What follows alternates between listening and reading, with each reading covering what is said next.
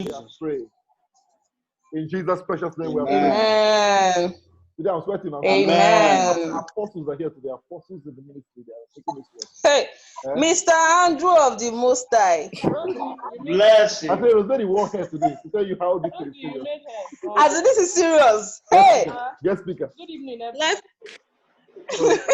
You're welcome. Hi, Auntie Joy. Hi, everyone. Uncle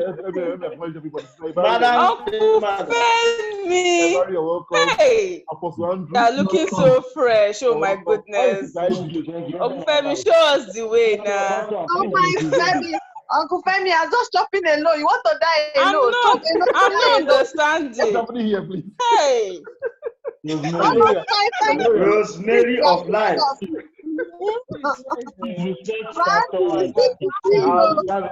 That is. I'm a big boy now. Please, Toti, please, let's call on Dami, Jonathan. And so I'm seeing a few new people. Olawale, you're welcome. Tony, your mother, you're welcome. Can you push us your face? People are hiding your faces. Let's see if we know that. Yeah, let's see their faces. Let's see if he's a life partner. You are welcome in the name of the Lord. Hannah, you want to see your face, please. Hey, welcome. Hannah, Good evening, sir. Hannah, show your face. Tati, show your face. Mr. Mr. Darius Sanusi, please show your face. Or show us Dara's face. Anyone you want to show us. All right, you're welcome, everyone. So, I'm me and Rosemary. So, I and Rosemary are hosting today. You can see that from my hair. From my hair, you can see that the guest speaker. Oh, goodness me. I love this hair now. A married dimension and not yet married dimension. I won't say unmarried. A not yet married. Even though Rosemary is quarter to go, in case you guys don't know, she's quarter to go. They're already pricing. Expose us now. Expose us. Like for the case someone God is speaking to somebody here to buy the cow. What did God say to buy the cow for me? How do we know? You're all welcome. So today is a very hot day. We want to discuss the hot topic. And we try to stay as practical as possible. Yes. Sorry. Not be sorry, people. So I know I have my camp here, my army camp here. So in case I get distracted, understand with me. My church in Lugbe is distracting me. So we normally try to go very practical. So we allow people to say, so don't be afraid to share the way you think. We are more concerned about how you think things play out for you. No need to try to sound like you're in church. Yeah, we try to express it the way, be free to express it the way you feel. But at the end of the day, we all are Christians. So we have to open our heart and see what the Word of God says about the matter. But it's first of all, it's also express things the way they are. Because I don't believe in all this church lingua. Let's say it the way you apply it to your life. Let's not come and play Christianese, as some people call it. That's the language for Christians. Praise God. So I'll hand over to my well-brushed head hostess. You will not leave this head alone. All the way from Lagos branch. Is that Rosemary Onoriba? Okay. Yes. Grace, you're welcome. Okay. My wonderful makeup artist, you're welcome. Good evening, everybody. Good evening. Sorry, Rosemary. I'm going to mute everyone. So if you want to say something, you can unmute yourself so that we don't be hearing all kinds of noises from everywhere. I'm going to mute everyone apart from the panelists. That is Sister Ibari, Sister Gloria, Brother Andrew, and Brother Femi. Or is it Dickie Femi now? Dickie Alex Femi.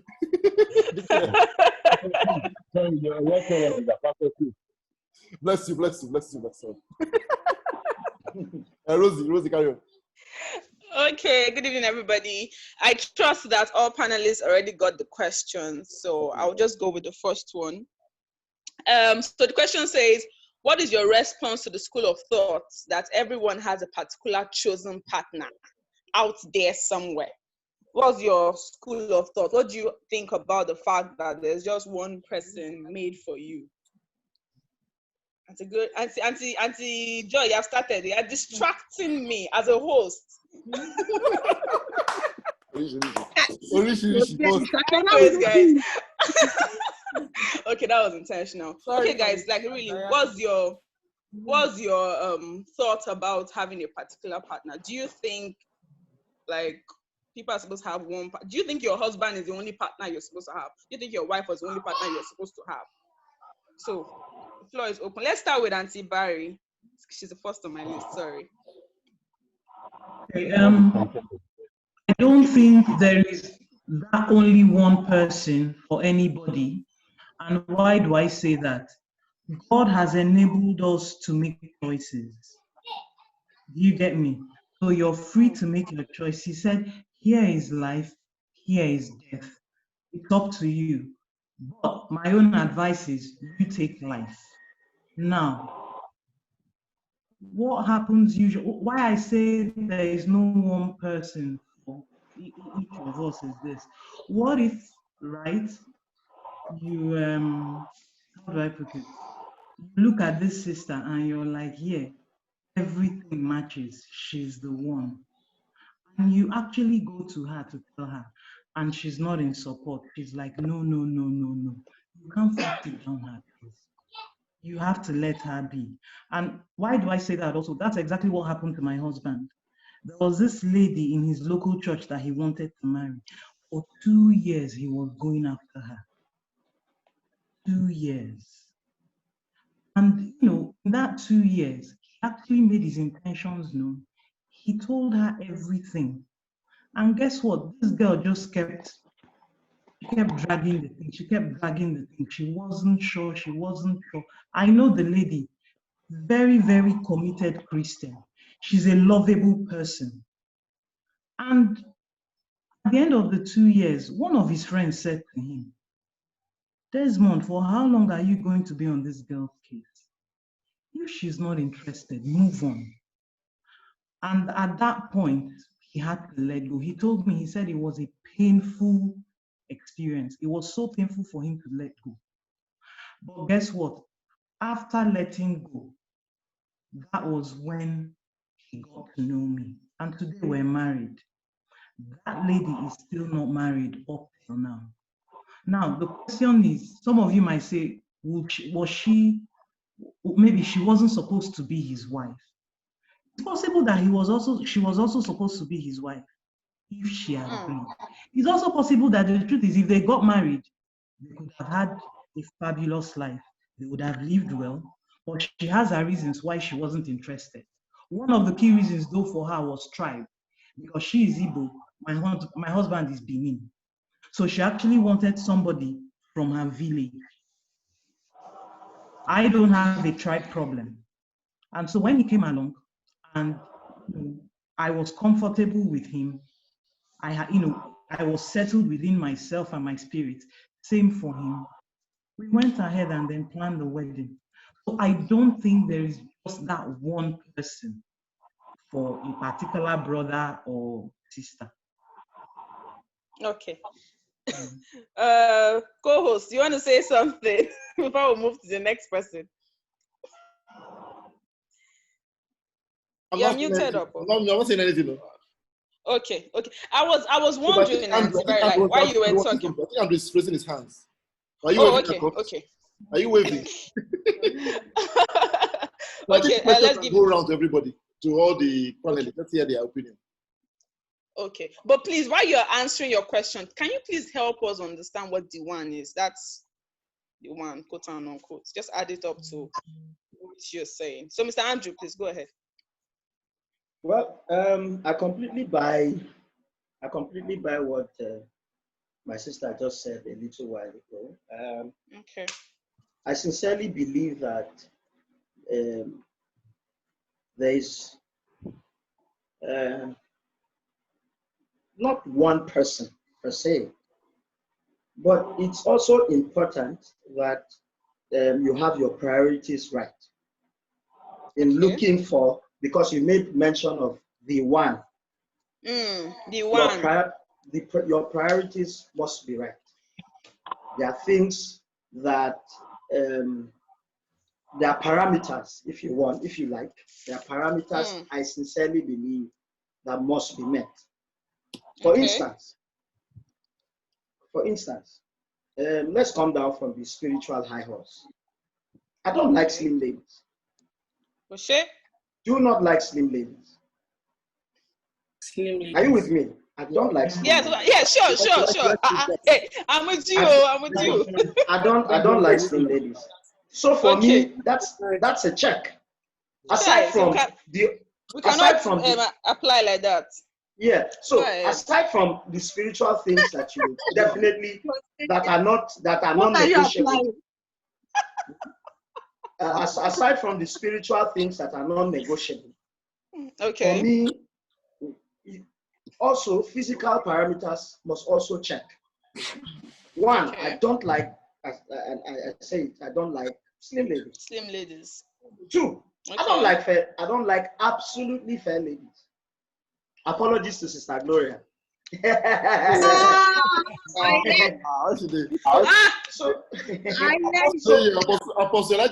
it's okay. Hold down fire. It's okay.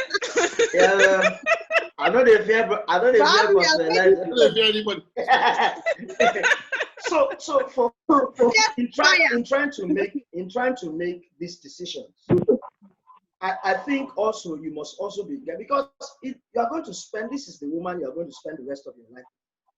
Yeah. I mean, Minister Felix said this at one couple's fellowship. If you like her big, go out and check. And like Sister Ibari said, there's a place for you to search, and that's why God gave us a spirit of choice. So you must list your parameters clearly as you go to pray. There's a place where God will speak to you, and I'm not saying God cannot turn a slim lady into a fat one for you. That's a different discussion. But exactly. But some parameters must be met, and you must settle it in your heart. You must know those parameters, what you want, and prayerfully meet God, in a place, and tell Him this is exactly what will keep me in the house, so that you don't go in and then jump out. Of course, character is number one, but I sincerely believe that there are parameters that you know yourself, that you know. Put them down. List it down. These are some of the things I like. This is what I can stay with. Then prayerfully go. Some you'd have to give. Some you'd have to check out of those lists. God will help you to check them out. Some that are really unnecessary. And then you go on the search. But there must be a search. For instance, in closing this point, there was a lady in, I was attending Kwaibo Church in Kano. And there was this lady, she's in Abuja here. For short, I'll just call her name Mary. Mary, very intelligent, very godly. All I wanted, dark, intelligent, independent, goal-getter. But while I was in the university, I sincerely believed that she was going to be my wife, for instance. Her parents agreed with me. I mean, I go visit their house, and that time they were even calling me my in-law, and things were just moving until the day I shared my dreams with her. And I told her that 5 years after university, everything in my life, I have it planned out. I have time frame to achieve certain things. And I told her 5 years after university, I'll have a car. If with hindsight now, I would have maybe confessed more positive things. I told her I'll have a small car and I have a small house, and then I'll start. And she and a friend laughed at me because I was in year 3 or so, and she didn't even see how can you are not even finished. You have not talked about work. You're already talking about marriage. But I was praying into my future. I'd already decided that in 5 years after NYSC, I'll be married. 5 years. So I started 5 years after. Yes, I will be married after university. 5 years after. That's a long way. Yes, I will be married.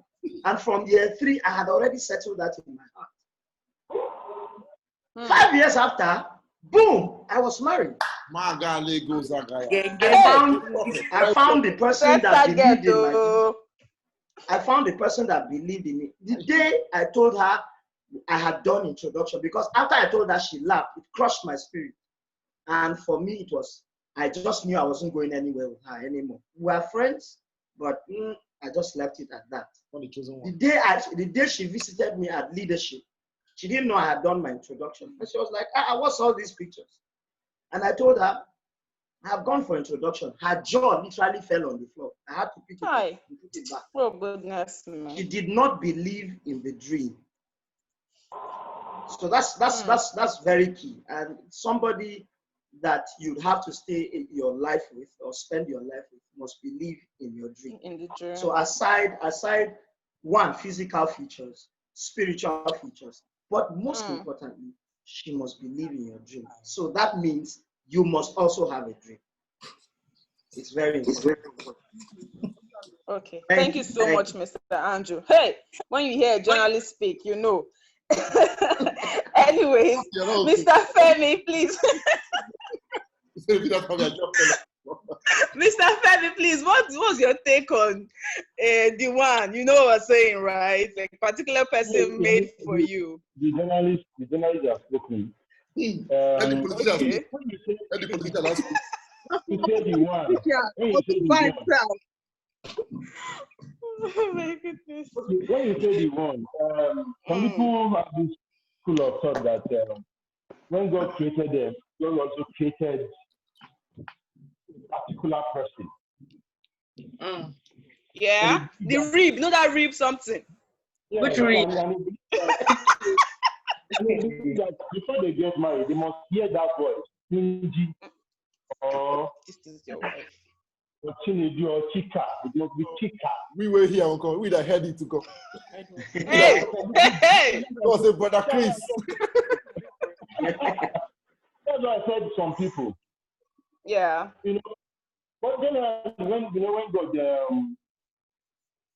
said that either find a wife, you know, find a good thing. If you look at the word find, the word find means to search. To search, yes, sir. Make effort. Yep. So Preach it, sir. My God. There's a part where we have to play our part. It's not just God has created somebody and, you know, all people just be watching and God will just pick that the person and bam. It doesn't work like that. First of all, you must find. And of course, when you are finding, before you decide that you want to find something, you must have a picture of what you are looking for. I'm looking for, you can't just go and find something that does not exist or something that you don't have an idea of about. You are looking for a car key. You are looking for an object. There must be a description to that object. Okay. When you are finding a wife, you must have a picture, a description of what you are looking for. Absolutely. And you know, when you see that image, that description, yes, you know that you are seeing something. But just like every other person that Barry has talked and Andrew has said, it's not in just saying, the other person still has to agree. You understand?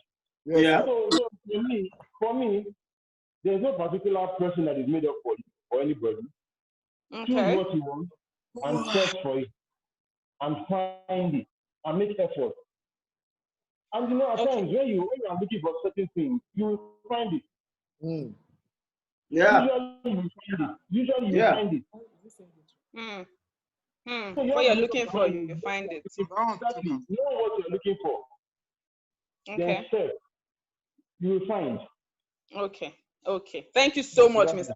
Sorry, Deacon Femi. Yes, sir. Elect. Deacon elect. By the grace of God. Thank you, sir. 2021. Okay, let's move to Apostle Mrs. Gloria. Elijah, that name, Steph, I don't know if you even call him well. Elijah Baba. Oh shit. Okay, well, so please, what would you say about particular person made for you and all of that? They met while fasting. Okay. All right. I believe that it's somebody for you that has been created by God before the foundation of the world began. Okay? I believe that. But I also believe that there's not that one person. And the reason why I'm saying this is because so that some people don't start playing God in some other people's lives. That's the reason why, you know, this thought, this thought that there's no one person for you. It's because some people felt that, oh, because God said, I am your wife, I decide what will happen and what will not happen. But I also believe sincerely that there's that one person that God has created for you. Now, Femi said something about he who finds a wife finds a good thing. Yes, there's that thing about finding. But there's also the place where the Holy Spirit can help you find. Yeah. The Bible speaking, it says the Holy Spirit searches the deep things of God. There are things that we don't. The truth of the matter is, see, maybe you just know what is happening to you now. The next minute, you don't have an idea. What will happen in the next 1 year, you don't have an idea. But you see, the Spirit of God knows your past. He knows where you are. He knows where you are going to. He knows the route and the route you are going to take. He knows all of that. Okay? And he knows how you are going to meet people, how people are going to come into your life at different times for different reasons and for different seasons.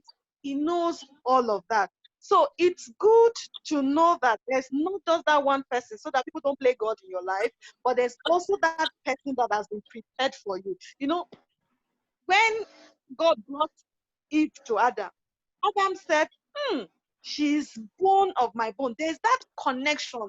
There's the connection that is at a deeper level that is just beyond the physical, it's beyond the emotions, it's beyond, it's beyond what your eyes can see. But there's that connection that you might not even know is deeper than what you can think or imagine. So I believe sincerely that there's a place for the Holy Spirit helping you. Because there are even some things you think you know about yourself that you don't know about yourself. That's just the truth.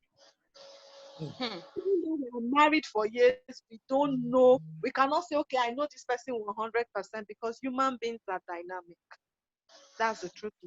It's only Jesus that is the same yesterday, today, and forever. Human beings can change, and there can be a reason for that change, and anything can influence that change. Okay? So, but the Holy Spirit, the Holy Spirit is constant. God is constant. He doesn't change, but his plans are dynamic. You understand? His plans don't change. His eternal purpose, it doesn't change. But his ways of achieving those purposes, they can change per time. Okay? Now, we have this family friend of ours. When he brought a lady to his friend and said, this is the lady I want to marry. And the guy looked at the lady. And after some days, now called his friend and said, see, don't marry that girl.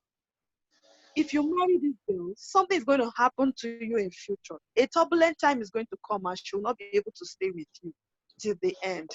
And he was like, what do you mean?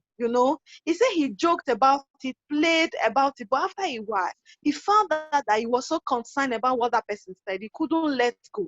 He eventually let the relationship go. Now I can tell you that man is going through, in fact, if there's any word more turbulent than what was described, that's what he's going through.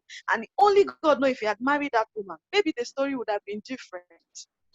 So I believe so much that there's that one person created for you, but there's also not that one person, so that people don't start playing God in your life. Okay? Apostle Mrs. Thank you so much, ma. God bless you. Okay, so I will hand over to my co-host to go ahead with the other questions. It goes without hair. So, I like the dimension we're taking. I like when you're talking to my dear sister Ibari, the woman of substance. She has her own. She will tell you her own style. There's Femi's style, there's Andrew's style, there's Gloria's style. I like the fact that we have all kinds of dimension in this meeting, so it's good. But we're going deeper now. Now we want to go very practical. Let me share a bit of testimony. When I wanted to get married, as spiritual as a lot of people thought I was, I had a clear list of the kind of woman I wanted in my life. Amen. I told myself that I won't be going to work in the lion's den, where the most beautiful girls are the ones that we don't know that they're beautiful or they are not, but they look beautiful on Instagram. All of them are in the industry. I will not go there and go without a woman that I believe, like what's that thing Christy used to say? Lamborghini. I'm not going there without a Lambo. Lambo. So I had to be sure that my wife was beautiful enough. You know, yeah, I'm saying, you know, because I believe that one of the first steps the devil will use to attack a person is dissatisfaction. I'm not saying that you have to go and marry Miss World, but I'm saying I knew that the beauty of the woman in my life. I look at you're not moving your eye. Look at her, see, she's not forming humble. So bad, though. Look at her phone. Not a type phone today. You know, so I was spiritual. I prayed, but honestly, I did what I call elimination series. So I'm praying to eliminate. I'm with you on that. You know, right? You know, and that's why it's in Acts of the Apostles when they're going to replace Judas. They had two people. So they prayed and they had options. They reduced it to 2. And then I prayed and casted lots, and then I got the new replacement for Judas. So it's in the Bible. So I said, guy, I don't feel they try all those kind. You get what I'm saying? I can't explain. I need to make sure that when we have turned around and Daniel has kept himself in Babylon, when Daniel returned back to the temple, the high priest of the temple should be beautiful. Amen. High priestess. High priestess. So going very practical now, I want to ask. My first question is, what were you looking for in a partner? Did you have like features you were looking out for? You know, I don't know. I have to start with because Ibari's eyes are smoking fire. Did you have a plan in your head? I'm not talking about fantasies. I'm talking about finished fantasy. You all have, you know, we all had the hair, girl with had long hair on her knee, a girl from Middle East. No. The chubby ladies. Oh man. No, but when I was small, my fantasy was to marry. No, me and Andrew were opposite. You know, we're not opposite. He wants dark and fat. Chubby. I'm blessed of the Lord. And chubby. I'm blessed of the Lord. Please. I wanted a person who, you know, separate unto me Paul and Barnabas. Someone that is separated. Separated and dark. I did not want any Oyibo. Separated is the word. I did not want any Oyibo. So I was very direct. When I was you don't want to buy cream, sir. My brother, you know, the problem is that the energy that the Lord has given to me, I want to use it for the kingdom. I don't want to use it for that. But what I did was, when I wrote my list, the first thing I did was to ask myself, all the ones that are not the size and the shape I want, I first remove them from the list. Yeah. So God did not even speak about God, man. No, God knows him born. God knows became in creation. Yeah. He knows it. Yeah. The desire I have is God that put it there. I didn't put the desire myself. I grew up to have the desire. God put it there. Because God had already ordained that there's one joy in Aimba scrolling in the garden. I have to allocate. So we all. I'm talking about the fantasies now. Post fantasy, when you are like 2 years, 3 years to the marriage, did you have a visual design, or did you have a list, or do you have features you are looking out for in your spouse? Yeah. I'll start with Sister Ibari. Okay, Chris, thank you. You're welcome. I'm going to have to do a bit of diversion. No problem. But still in what, you know, this question. Now, the question, it says here, as a married person, tell us what you were looking for in a partner. The question I will ask young and single people is this: do you know yourself? You get my point? As a young person, as a single person, do you know yourself? So before you begin to say, okay, this is what I want in a partner, how well do you know yourself? Have you been able to identify yourself, to discover who you are? And why do I say that? When you're able to discover who you are, it helps you navigate your path in life. And when I say navigation, I mean every aspect of your life, including in life. A lot of us want to get married, but we haven't worked on ourselves. A lot of us carry baggages from our past, from what we've been through, our experiences, the homes we came from. Reverend Funke will say something, 3 things that make up every human being: your nature, your culture, and your nurture. At times, that past, it's good to revisit it. Many of us have been through so much in our past, and that past experience informs who we are as adults, the way we react to situations, the way we react to things and to people. I'll tell you a story. I went for mental health meeting So that meeting is basically where people with issues come out and unburden. And before we started the meeting, there was this lady. She was part of that, our group. And so we're just chatting about relationship, about falling in love. And there was something she said. She said, love, I don't believe in love. I don't believe in relationship, blah, blah, blah, blah, blah. And others are going, no, now you shouldn't be talking like that. Now, love is a beautiful thing. When you're in love with someone and in a good relationship, I was just looking at her. And within me, I said something. For her to talk like this, there are issues.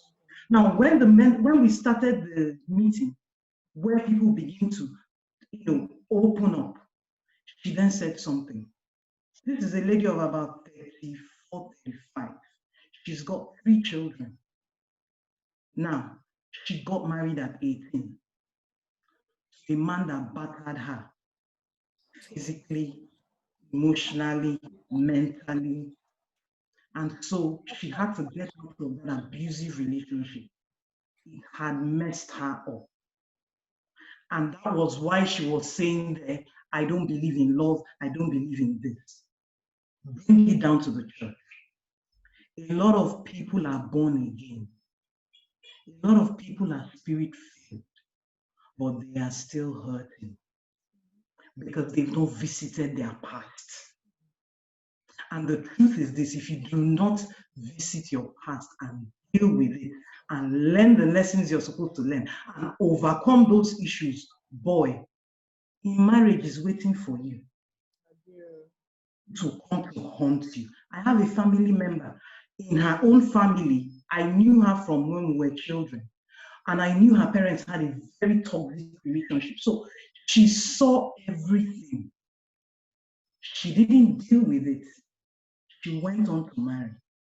As I speak to you today, she's divorced. Sorry, she's filing for a divorce.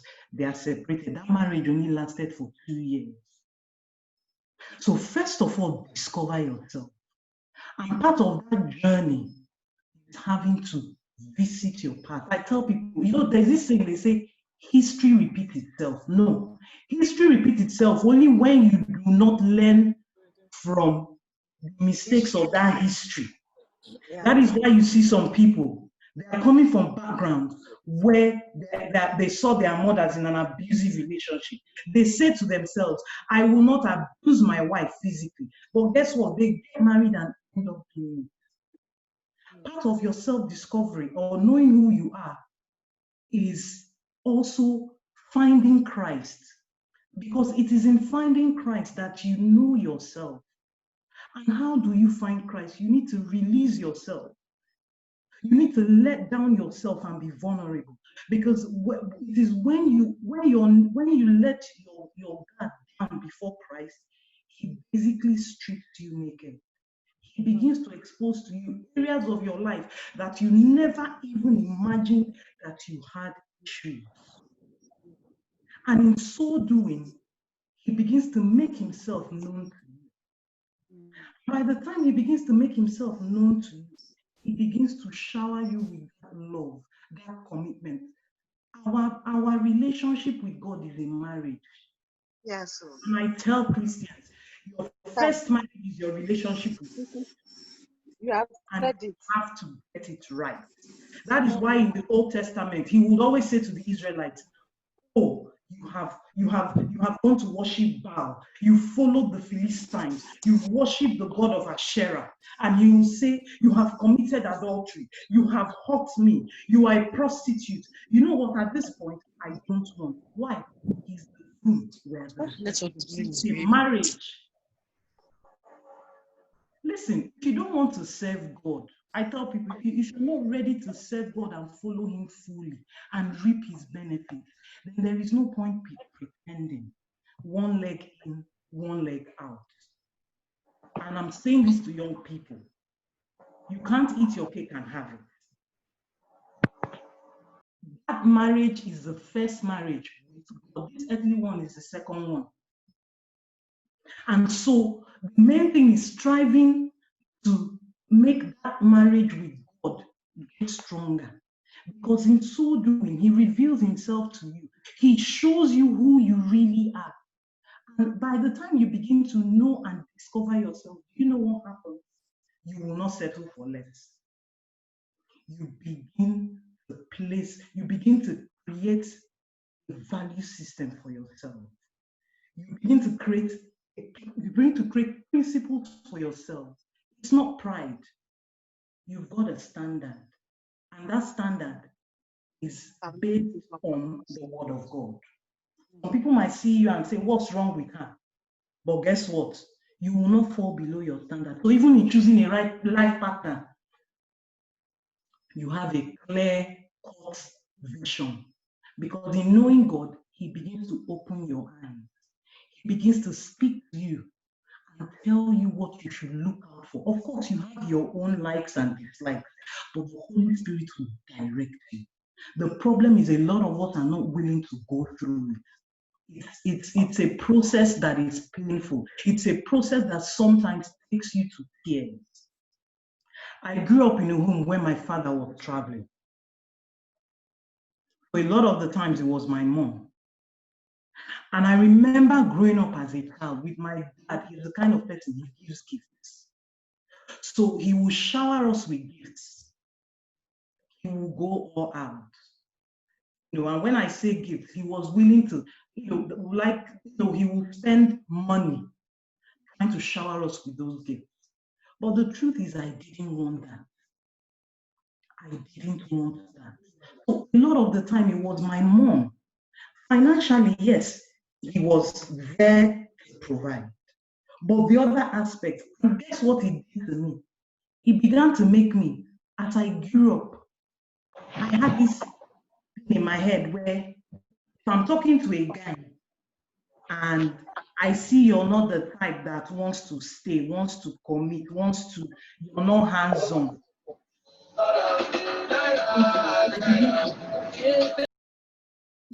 And that is why I said where we are coming from shapes who we are. By the time you discover yourself, apart from creating your principles, you learn to love yourself.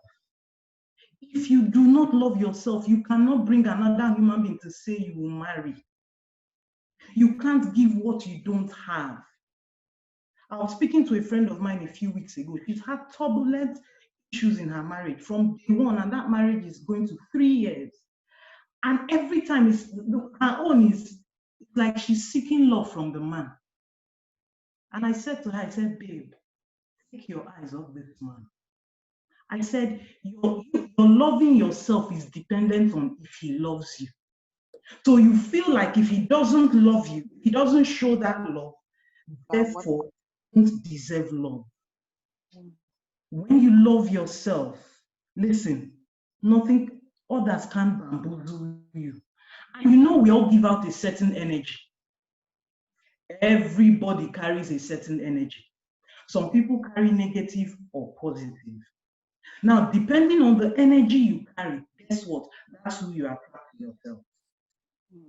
So if you carry a positive image of who you are, highly likely will you attract a person like that. If you carry a negative energy, you would attract that kind of person.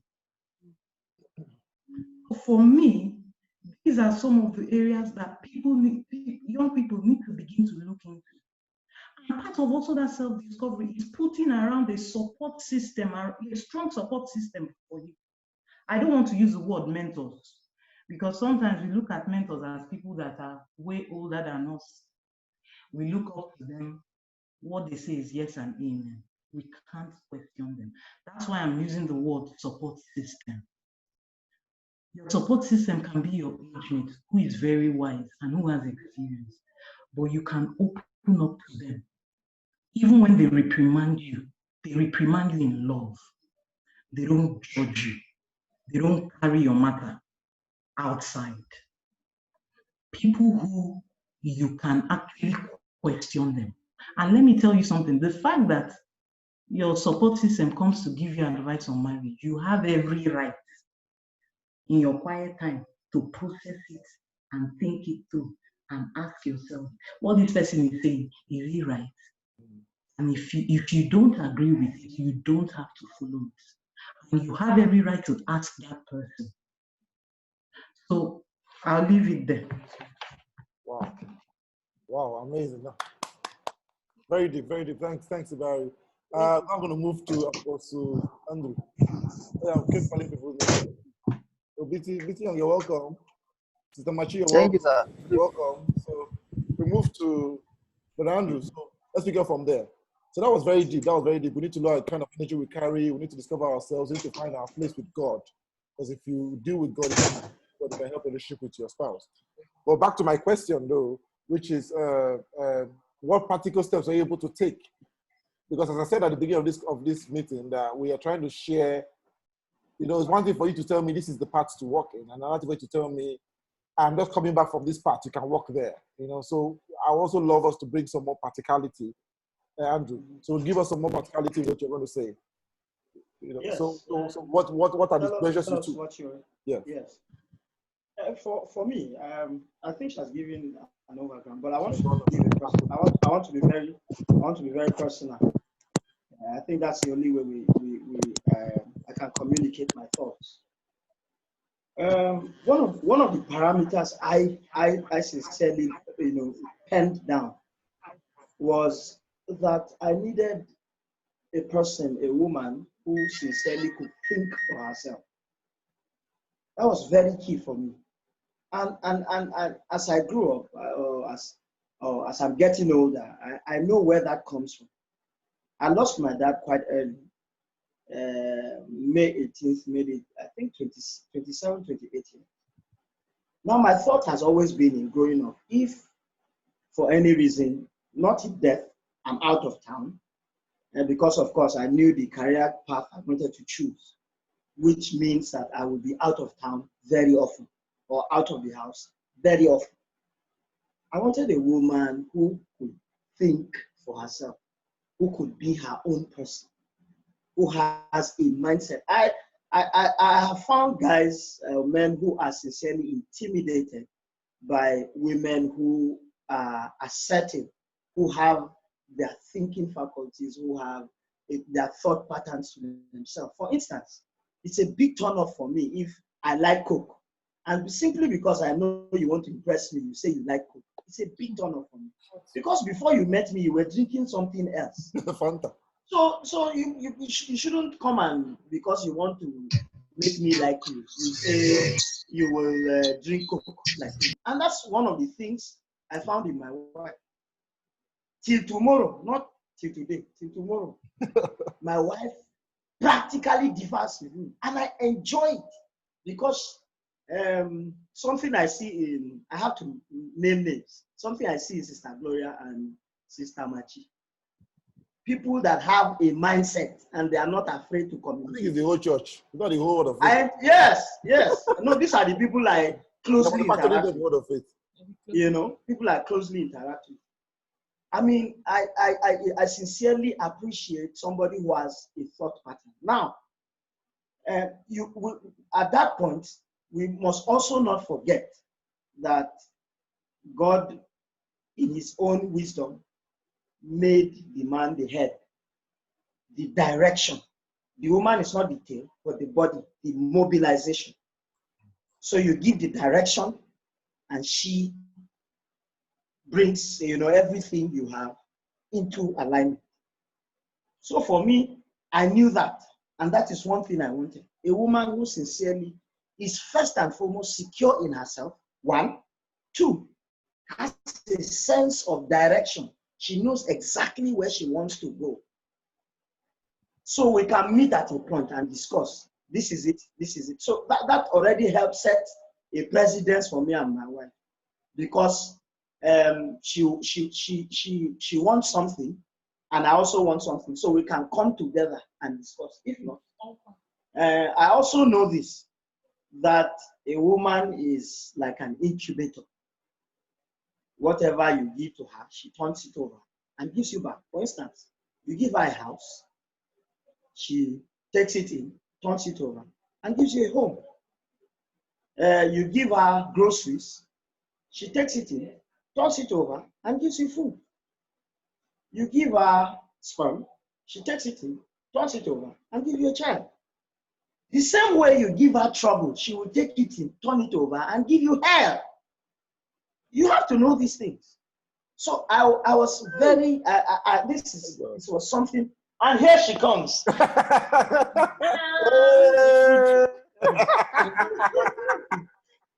So I married somebody who was innately secure in herself and knew where she was going. And that is exactly what I wanted. May I confess or may I submit to this assembly that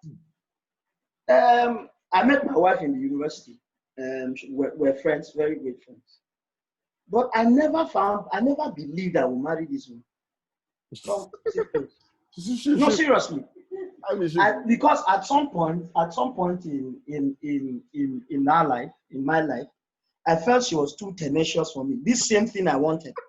She was too go-getting for me. I did not see my wife as somebody I will live with.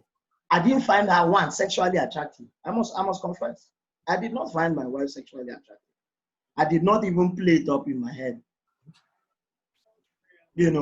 So but these are the qualities that eventually, after sitting back, praying, and looking intently at the woman I was looking for, somebody who was independent, somebody who had a mindset of her own, somebody who was not afraid to challenge me, because trust me, I can put my thoughts together, and when I bring it, it's very difficult for you to challenge me, because I will mull it over in my head and plan it out.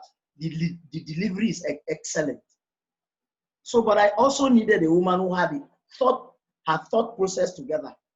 So for me, and I believe for all of us, for men and women who are not married, who are amongst us, I think you should know exactly what you want. For me, it was a woman who I knew had homely background, one, godly background, two, who was independent. And I say it very clearly, because some people are not, they don't like that. I needed a woman who was independent, who could stay on her own if I'm not in the picture. And this is not death.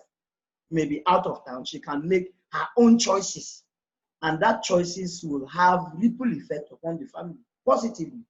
So these are some of the parameters I laid down. I don't want to go too far, but these were critical to me.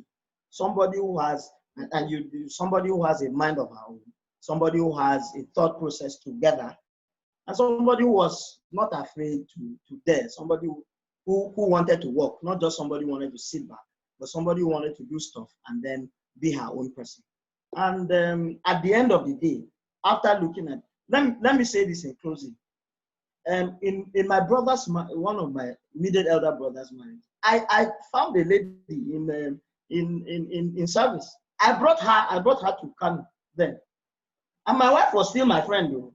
she came to the house. She saw that one. My sisters were even teasing and saying, "You people should do so that you get married." That's me and the other lady. But I mean, after taking time to see this checklist, one, the lady was not secure in herself. I can't be talking to, for instance, talking to Sister Gloria and you are there making faces. Don't do that. So I had to be very careful. I had to be very sure. I like being very free. So I can go and hold Sister Gloria's hand and stand and talk, or Sister Blessed, for instance, and stand and talk for a long time, and you will make faces. You have to be secure in your own self and know who you are. Then secondly, you must also have a thought pattern together. You must be willing to dare. So these are some of the things, these are some of the submissions I have that I took and arriving at the place I am today. Thank you very much. Wow. Amazing. Amazing. Since you're calling Sister Gloria, let me move to her. I like the dimension. Dimensions are very, very different. I've moved from Ibari's very practical to Andrew's very, very critical. Deep. That's Sister Gloria. I know I've always known you to be a very, very, when they want to on fire in church, now Gloria heard they start the fire. And then so when I heard that Gloria was getting married to Brother Elijah, I was like, which man? Someone courage in the faith and the spirit who would approach this sister. So I want to ask, but I want to give your question a little more a bit.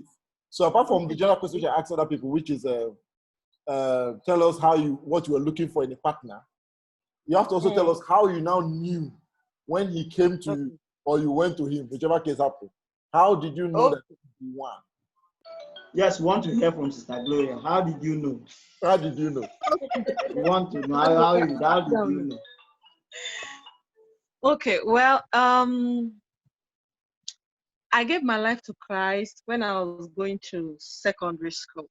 And so all through secondary school, I was going to JSS1. So from JSS1 to SS3, my fellowship in school did a lot for me. I had a direction as a Christian before I left secondary school. I had a sense of purpose before I left secondary school. I knew before I left secondary school, I could hear God speak to me. So it was from that, that background that made me. I remember in SS2, I started praying and I was like, because I have elder sisters, then my cousins, my house was full. I was full with ladies. You had different stories. When you have ladies, you have different stories. One brother is striking one sister. They are saying things, saying plenty things, full of confusion and all of that. So the confusion was much. So in my own way, I was praying and I was like, God, see, I don't want this try and error when it comes to marriage. Sincerely, I didn't want the try and error. You go here, you go down, it's not working, you change direction. It wasn't something that I was willing, or let me say my heart was too fragile to embark on, do try and error. So it was in SS2, going to SS3, I actually started praying.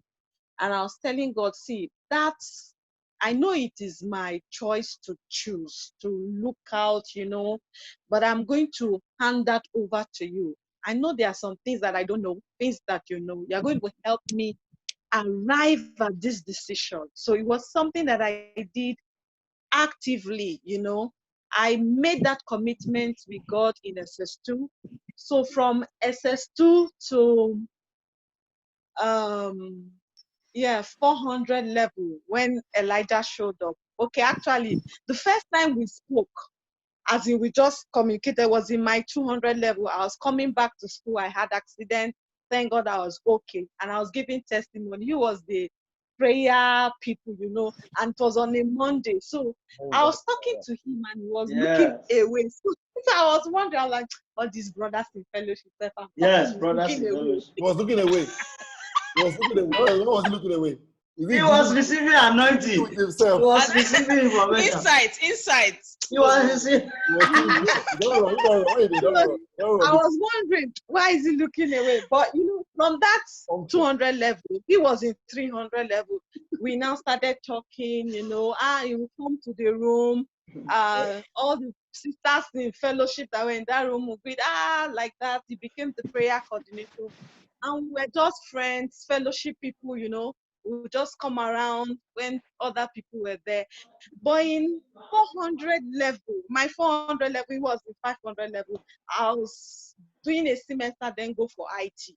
Okay, before coming back. 400 level, one day, okay, he was staying, school had just resumed, so I was staying with my cousins and my friends, in off campus because we had not moved into the campus.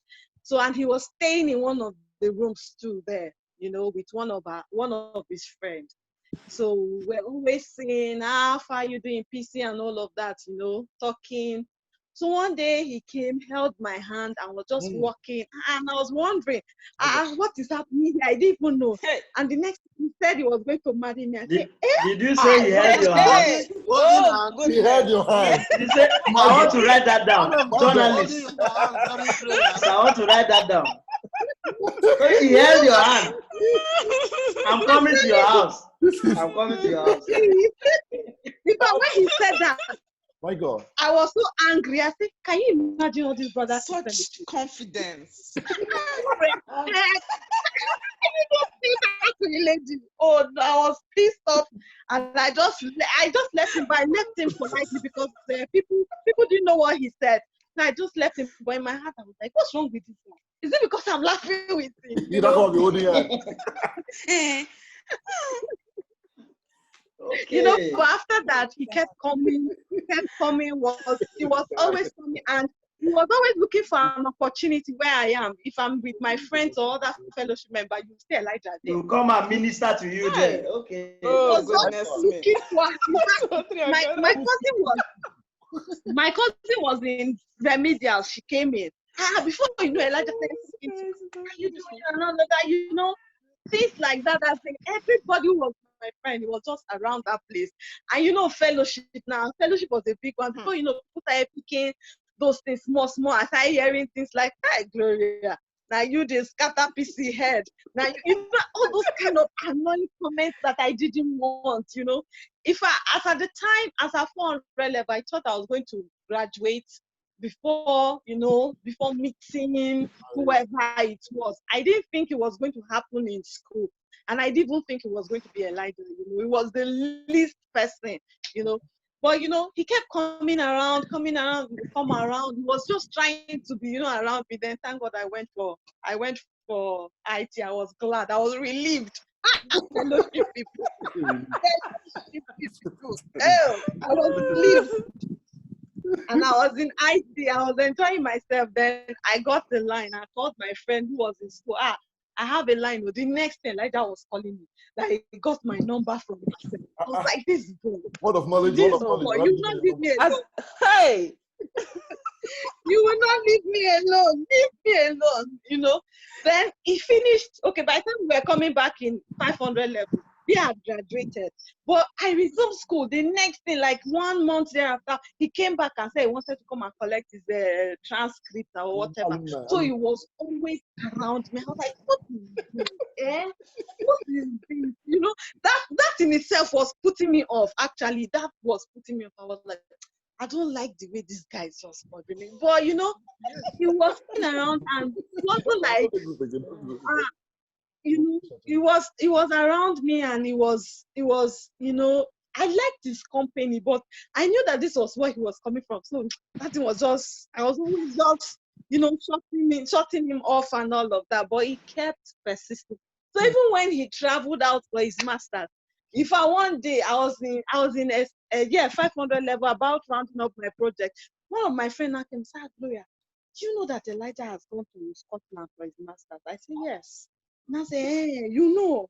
Yes, he told me when he came for his call-up, he told me he was going and all of that. And we were talking, I was like, okay, so my mind wasn't even there. Then I finished home again. Then if I was even in NYC camp when I was 7, that was when, for me, because all this while, I wasn't even praying about him, to be sincere, because it was putting me off. I wasn't praying about him. I beg, the boy, they disturbed me, so I was not praying. But NYC camp, why we were in camp, okay, it was a pastor, Mrs. Akure, that came on one of the nights, and she was talking about relationships. So she said something. I can't remember what she really said. Okay, she said something about, I see her now, she's just bearing Akure all over the place, So I was like, Abi, so the person, somebody was sitting beside me. She said something, I don't know what happened. Just said something, sharp, but it kind of made me to say, okay, why don't you even start praying about this guy that is been persistent, Why are you not praying about him? And there was this other guy that I liked, he's the guy, I liked him, but the thing was just on and off. It was not consistent. It was just more like, fair weather. He comes around today, the next time. It was just not consistent. But Elijah was just consistent. So I was wondering. I remember at one time I even told him, I said, see, you have the grace of God upon your life. You just know that you cannot just marry anyone. Why don't you go and take time and pray and let God direct you, Because I was telling him that I know that it cannot be me. I was so sure that it cannot be me, That's what I was just saying. But long story short, NYSC, I started praying, and trust me, in one of the prayer times I had with God, I was asking God, I don't know, this guy keeps coming, he's putting me off, but I like his company, and I like the fact that what I want in a man, I actually can see some of those things in him. I like the fact that he's not intimidated. I like the fact that he's secured. He's not afraid of me, you know.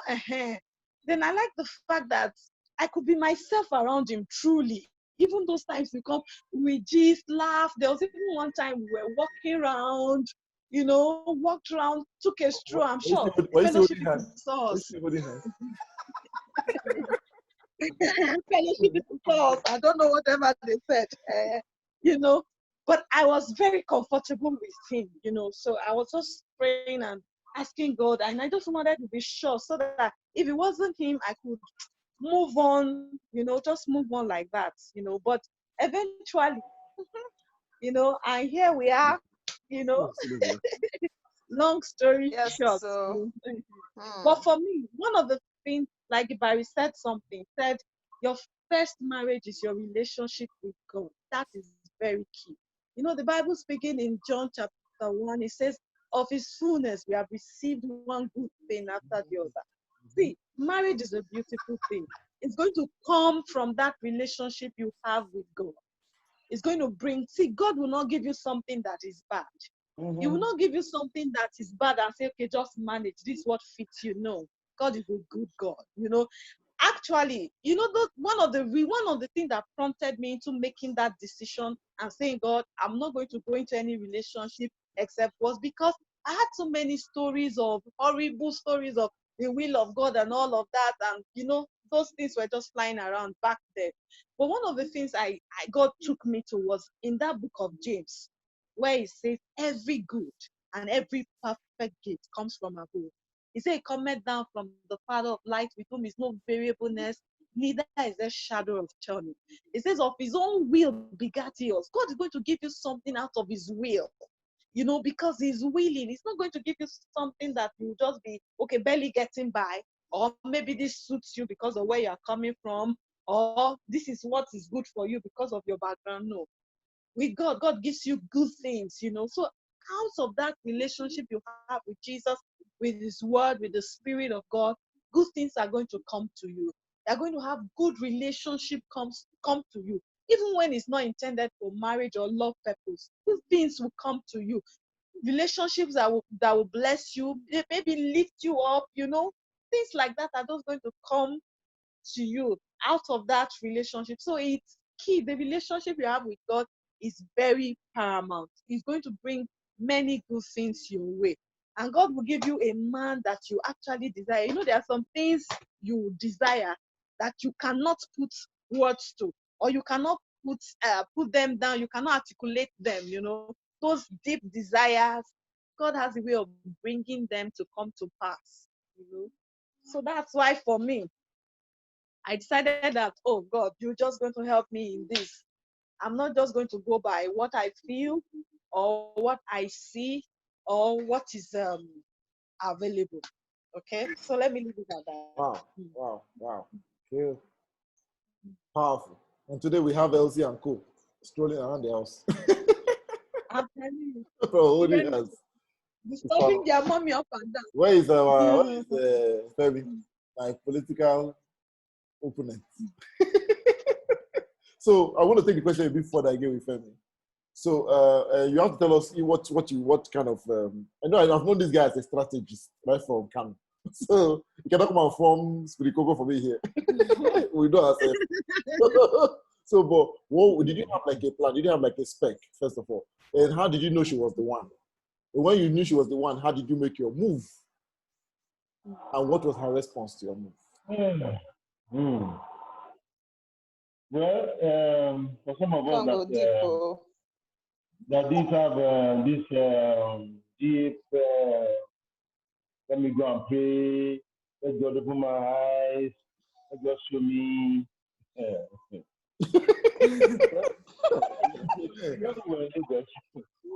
While we're in Lagos, at first,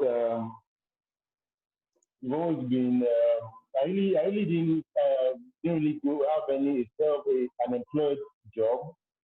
Maybe for a short while. So we are usually on the street, so to say.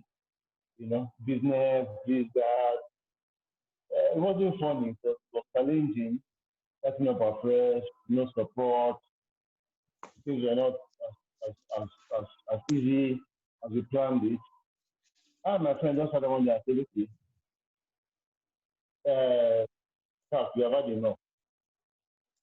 Instead of wasting our energy, looking for, of course, there was an Igbo girl I was dating back to Lagos that didn't finally work out because the Igbos, their parents cannot allow me marry back there, the Yoruba guy and all that. I said, okay, good for us.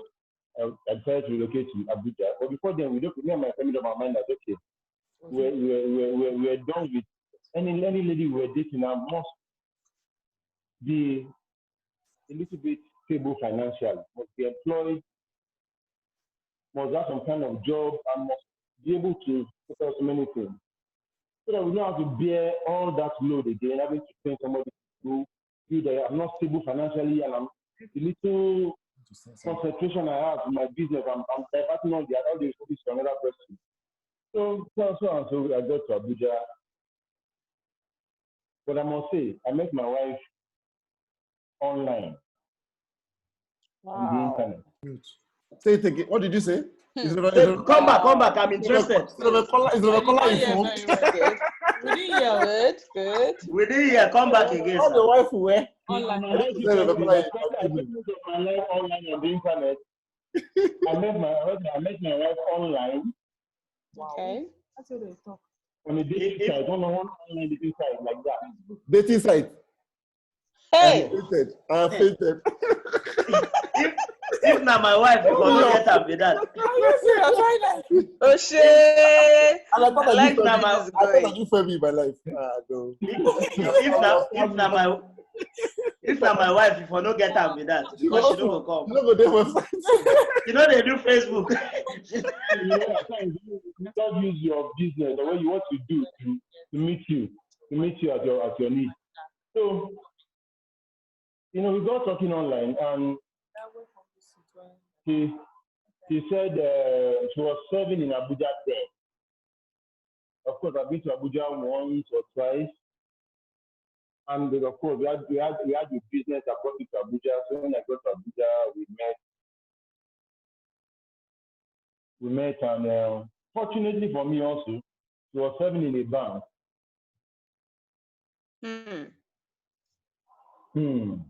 Are we here? We are here. We're hearing you. We're hearing deep things. And before then, we already decided that, okay, if any lady that was not financially stable at some point or didn't have a job, we're not doing, we're just done. So we were working in a bank, so I said, okay, criteria number one is done. Working. My God. You were kind of financially stable. I didn't get that question. Sam, are you writing notes, Sam? I'm taking notes. I'm not hearing what he's saying. He said criteria number one. Working in the bank. She has a job. One. Yeah, she has a job. So okay. Financially stable. CBN money.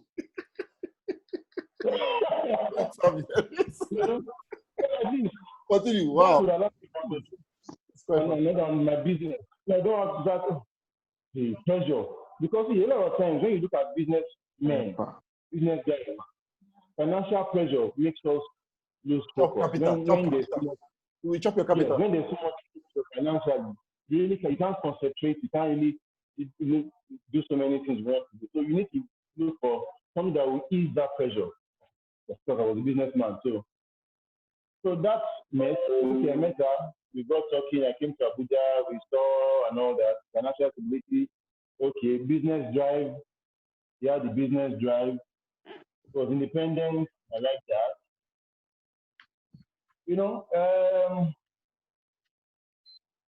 Bit by bit, it was falling into place. Then, anyway, bit by bit, it was falling into place. We were talking, it got a bit serious.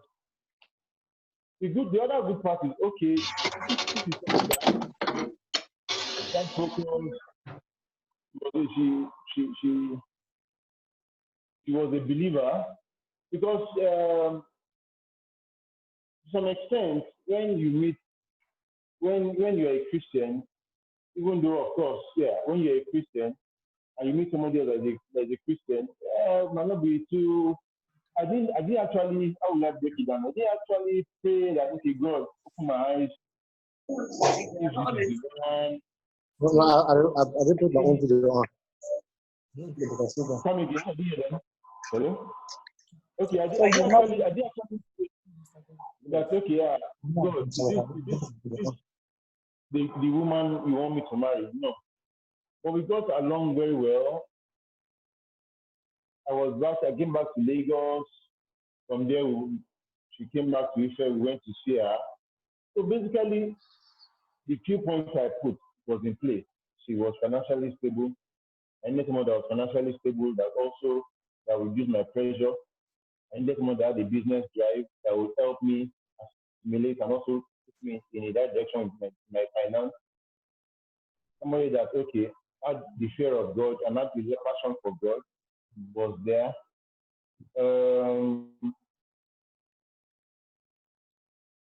When we're planning marriage, she was not the plan. She was. So I have a question for you. I'm not mute. So, but in all this, how did you fall in love? Because you've not mentioned the fall in love. Was there a calculated move, or was there love in the process, or did the love grow, like the Indians would say? Well, apart from calculated, we spent time together. There was an attraction. Mm-hmm. There was an attraction. That attraction is very key. Okay? There was understanding because we could, you see, I could realize that when I had issues with somebody I could speak with, I could share my mind with, and she understood me. She was patient with me. She taught me patience. And she also, because of our kind of work, she was also having pressure. She could also reach out to me. So we got along very well. And of course, apart from the beauty, like Oga Peter said, I didn't like the lady that was that volume. She had to be slim. So she met also possible. She met also the physical criteria. So I mean, in between everything, there was this attraction. There was love grew. And at the end of the day, we decided that she came to Lagos. And when she came to Lagos, I held her hand and I told her that I wanted to spend the rest of my life with her. I wanted to marry her. And she said yes. So for me, I would say God works in diverse ways. To some people, they need to pray and hear a audible instruction and say, okay, this is the person. To some other people, while you are working with God, God just connects you with somebody and it works. When it comes to relationship and marriage, I don't believe there are specific rules or ropes to take.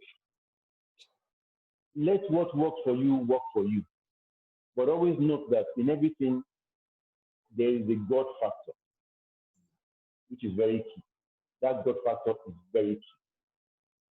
And that is the little story I have to say about how I met my wife and what attracted me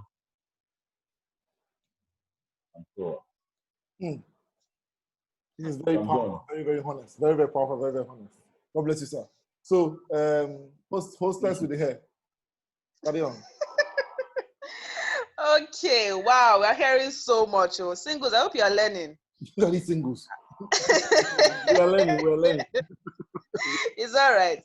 Anyway, so I'm going to move to the about to get married and no, wait. Let's ask Apostle Sam about him and Machi. Oh goodness, God bless you. Let's hear from them. Sorry that about would be a good one to hear.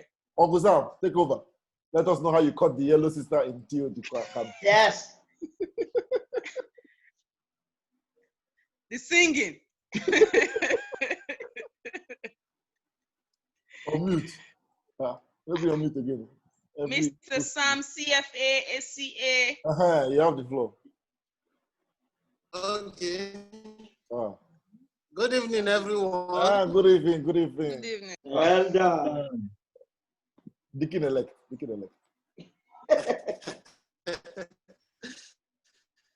All right. Okay. Is that Andrew? Yes. Are you talk with you? You say that. All right. Okay. We can't hear you clearly. An interesting discussion.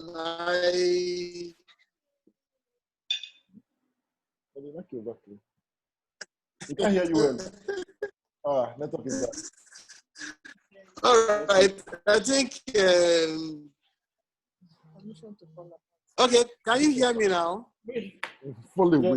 Yeah, we can hear Hello? you. Yes. Can you guys hear me now? We can hear you now. Very Yes, well. it's clear. Very well.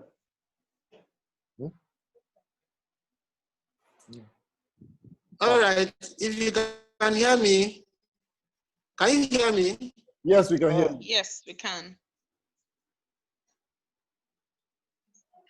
All right. I think in 2000. All right. Okay. In 2008 was when I met my wife. All right. Okay. So I think, yes, I think the first time I had a discussion with her, I never knew she was gay. Okay, though she called me one time after our theology rehearsal, and she called me to tell me about a friend that needed a support for an operation. So, and I was like, who is on the line? She said, her name is Machi. I said, Machi TOD. He said, yes. All right, but I couldn't place the face. So what I did was that I sent my little token, all right, and that would maybe becoming friends or relationship-wise. But there's something that happened in 2009, I think February 14th. Then they organized the program for the singles. Hello? 3G. Yeah. Are you guys listening? We are hearing Yes, sure. completely. Fully hearing. Completely. Valentine's Day of 2008. 2009. 2009, sorry. Uncle Sammy, don't go now. Huh? Uncle Sam, became very interesting, oh. The 3G talk. Sam. All right, when you come back. Yeah, hello? Okay, yes, yeah, good. Yeah, we Okay, can hear you. yeah. All right, so one thing is this, like Femi Odebode said, this relationship thing grows with time. But the first time I met Machi, there was no any feelings or anything attached, because back then there was this lady that has been on my mind. She's actually a Sele girl. Yes, in Lagos. Yeah, Sele, white garment. The same Sele. Okay. Yes, in Lagos.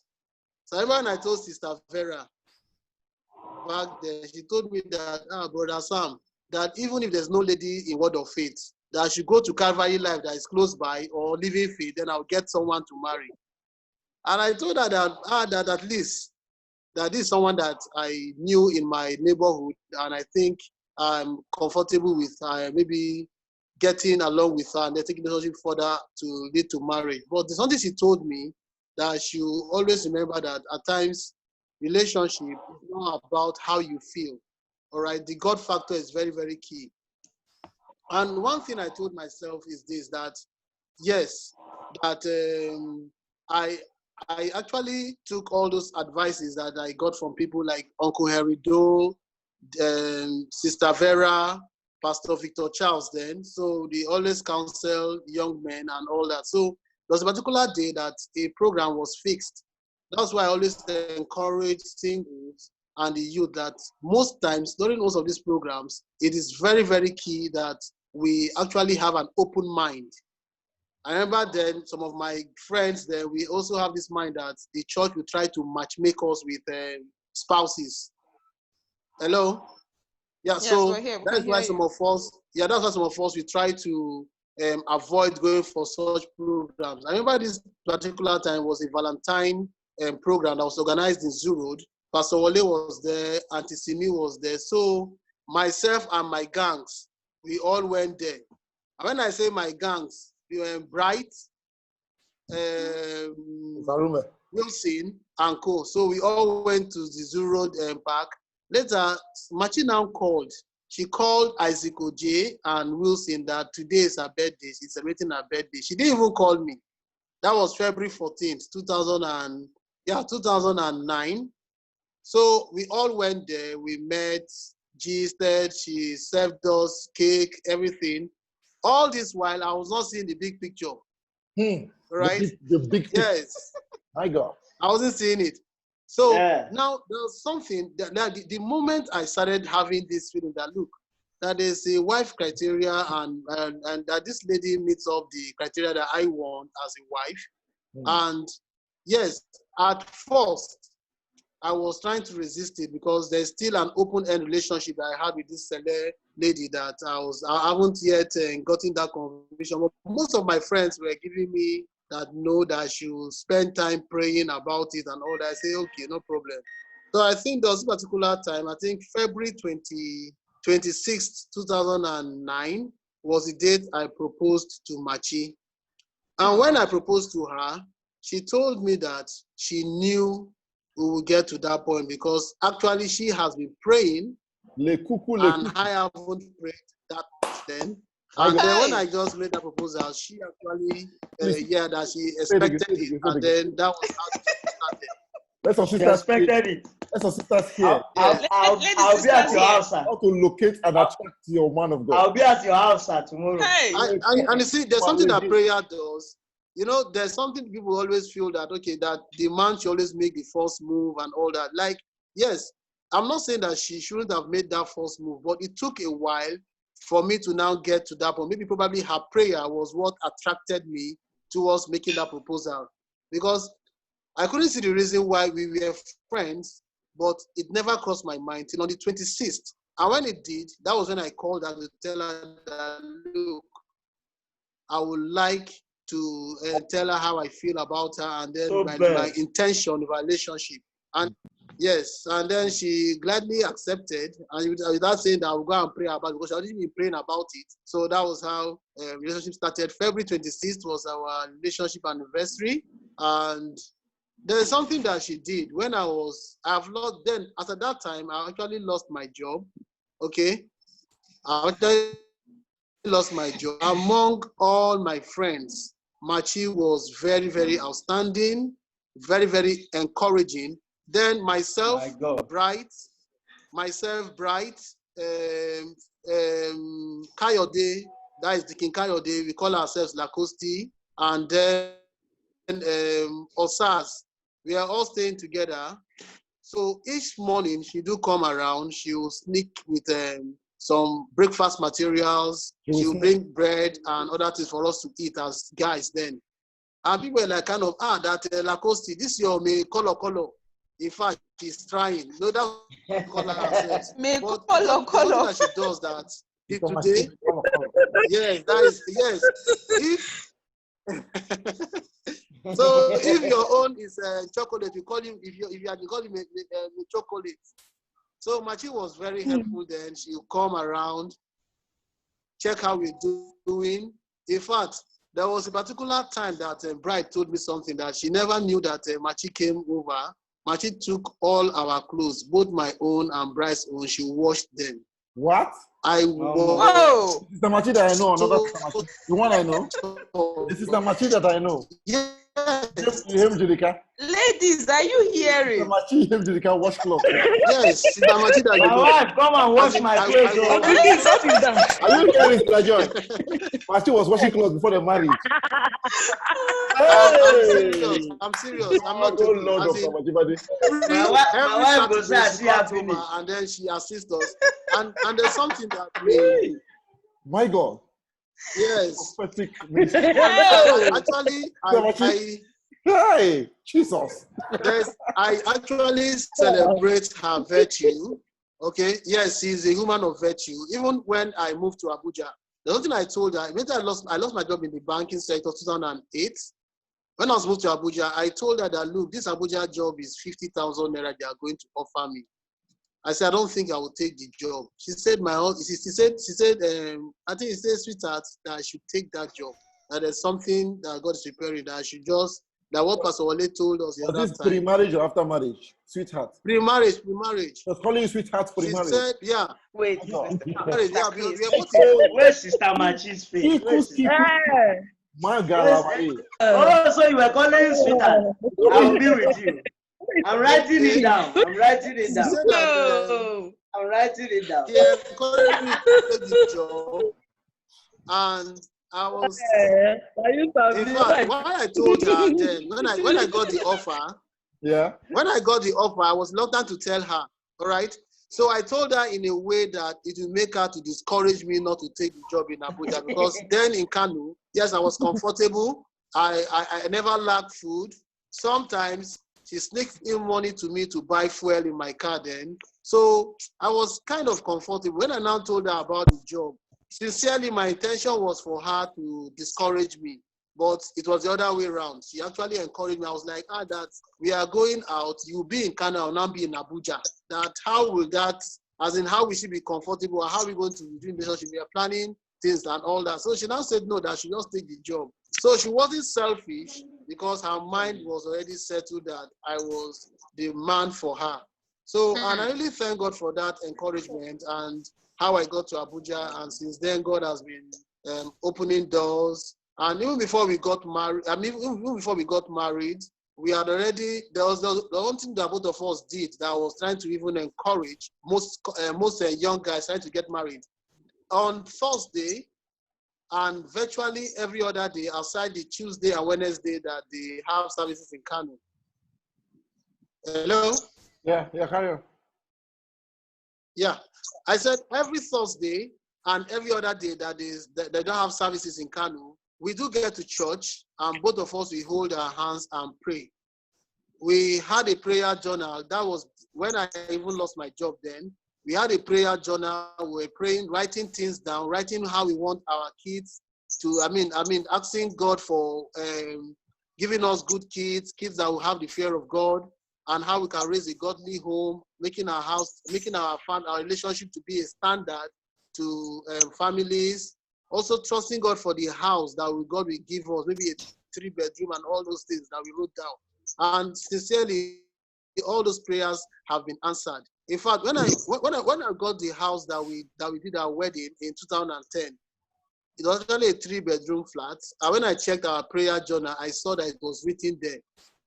I tell you, we've seen God in the daytime. We've seen God at noontime, at night. God has really showed up for us. I really thank God for Machi, her support. She's a praying woman. She's a woman that has this the fear of God. She really has the fear of God in her. And I want to just really thank God for bringing her to my life. In fact, I choose her over and over and over again. All right.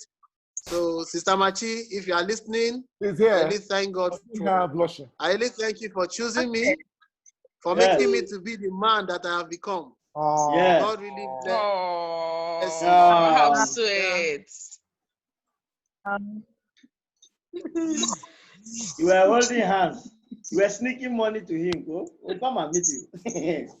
Yes, we'll come and meet you. Wow. All right, so let's move on. We're out of time.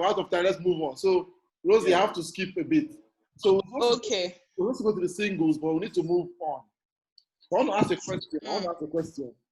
And the question, this is open to everybody in the house. If you want to speak, you just raise your hand. And the question is, we want to discuss what faith difference, how it affects relationship in deciding who you want to marry. In a case where, like what Pastor was talking about, the sister from Select, or you have the different denomination, or Muslim, or an atheist, or a traditional worshipper. What was it? Catholic, Anglican. So we're talking about faith difference in the sense of religion and also in the sense of denomination. What part do you think you can play in a marriage choice? Whoever wants to speak must speak in 30 seconds. Must give your point. No story, just take the point and go. So it's open to everybody in the house. Who wants to speak? Let me speak. Let me give you 30 seconds. Yeah. Uncle Femi. Okay, first of all, we need to understand the basis of the foundation of our faith is Christ. Mm-hmm. And basically Christ stands for three major things: love, sacrifice, and forgiveness. So now, whoever your partner must be must also have this foundation, must also believe Jesus Christ. That foundation must be there. You must be able to understand what Christ's love is. You must be able to understand what we call God's sacrifice, Christ's sacrifice. You must also want to understand forgiveness. If these three things are missing, it's going to be very difficult for you to work together. Because let's talk about it. In marriage, there are issues. No matter how strong speaking you are, how much you hear God, you must have issues. You must have fight with your spouse. You understand? But if there is no love, if there is no sacrifice, if there is no forgiveness, there is no way it can never ever work. And you understand that Christ is the basis of all these things. So if you don't have Christ, it's difficult for us to have these three things, and it makes it almost impossible. So you need to understand that whoever must believe in Jesus Christ and must have that same faith as you do. Wow. That is my 30-second contribution. Powerful. I want to push it forward. Now, I said faith and denomination. So, Mr. Andrew, yeah, let's hear from you. Yeah, yes. I think I buy into what Mr. Femi said. There must be that basis. The basis is you believe in Jesus Christ. You accept him as your personal Lord and Savior. Those are non-negotiables. For instance, I take me and my wife. I was in Orthodox church. I moved. The basis. I came to Word of Faith. She was in what we still call Orthodox. She was in Apostolic, right? And then that transition, by the time we got married, was Apostolic. They believe in Jesus Christ, yes, as Lord and personal Savior, yes, believe in water baptism and all that. But speaking in tongues was something a bit, she knew it was there, but was struggling with. But it was something I was, a cross I was willing to bear because I knew she had an open mind as regards these things of the Spirit. It was not a closed, sort of a closed section. Chapter, yeah. Yes, she was willing to receive it. And I must confess today, she they blow tongue pass. She they blow tongue, the verse. They blow this versing blowing of tongues.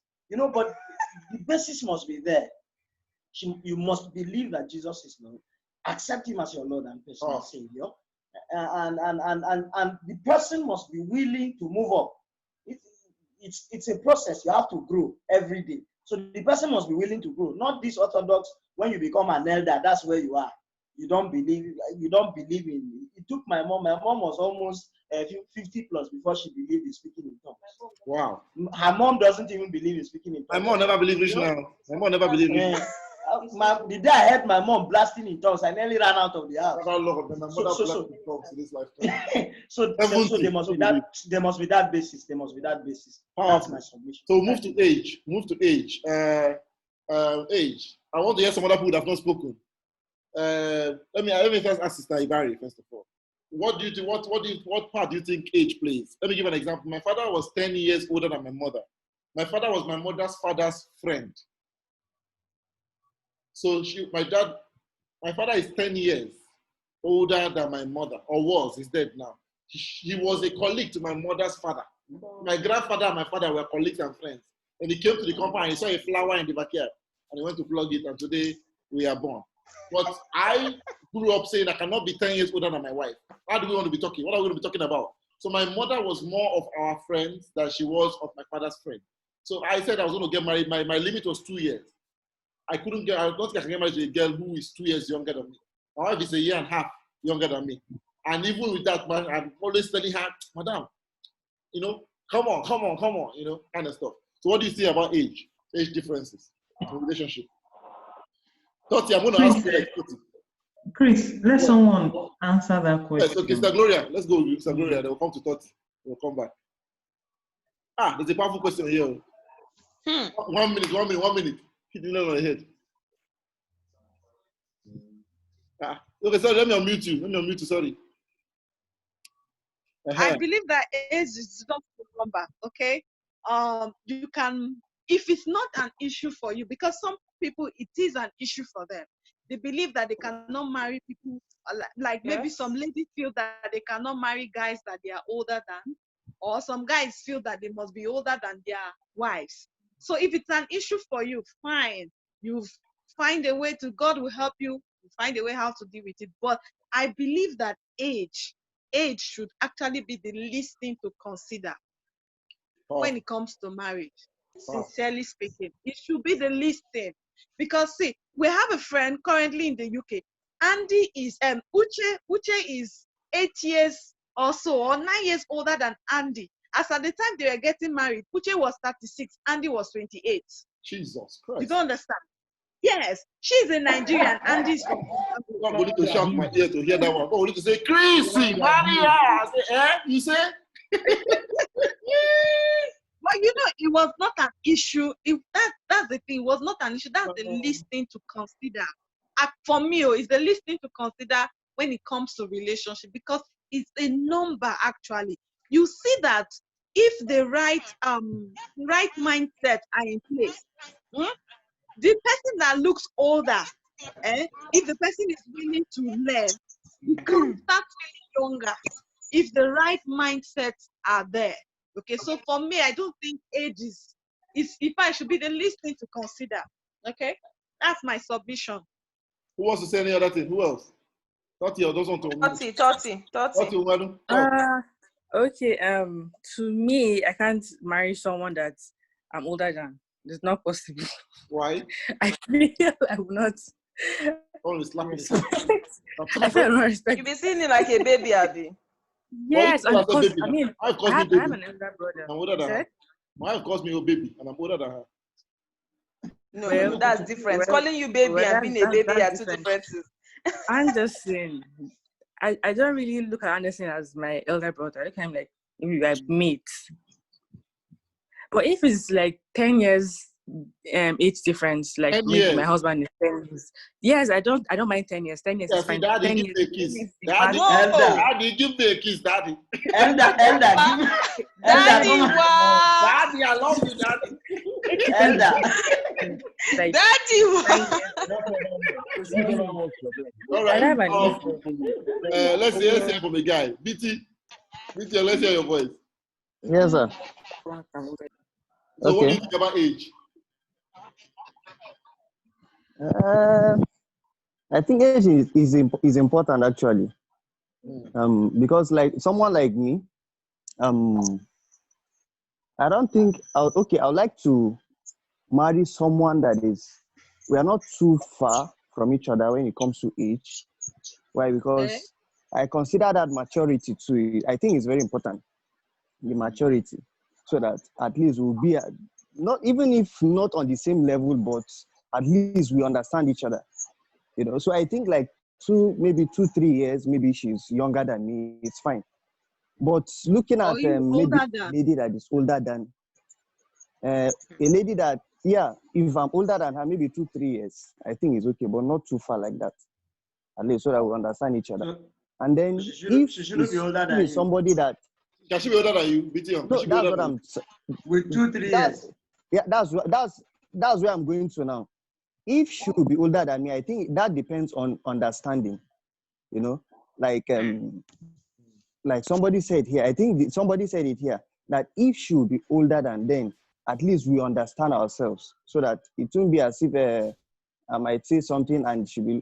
What's this voice? You understand? So that. Yes. So if that understanding is there, fine. Let's go to tribal. Let's hear Tamachi talk. Tamachi she married Tamachi. Oh, you married a different tribe, Abi. Where are you from? So for me, I'm Igbo. I'm coming to Tamachi next, but let me go to Ibari first. Okay. So for me, race and tribe, I see them as biases that society has set up. So from a young age, we hear all these things in our families.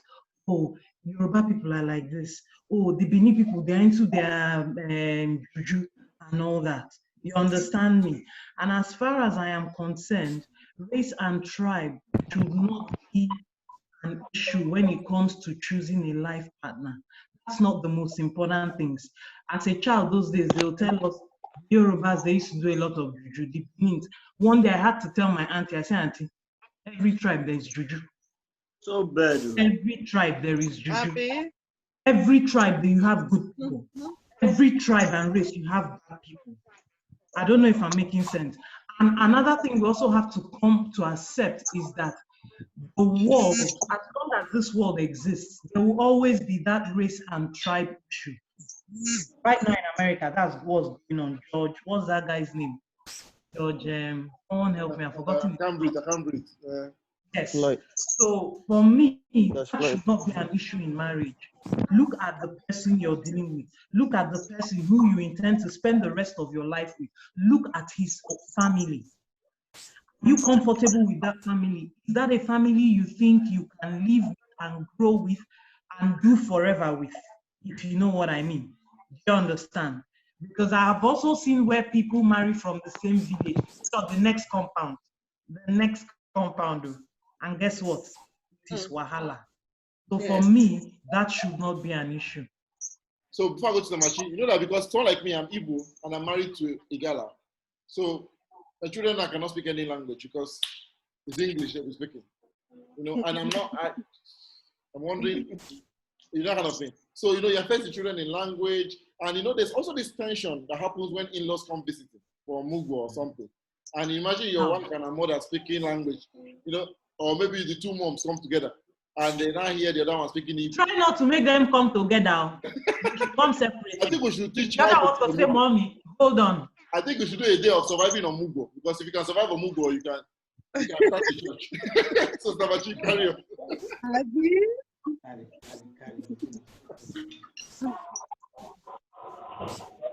Oh, sorry, let me unmute you. She's muted up. I'm trying to unmute her. Yeah. No, mute me now. Welcome to Sabachi. Okay.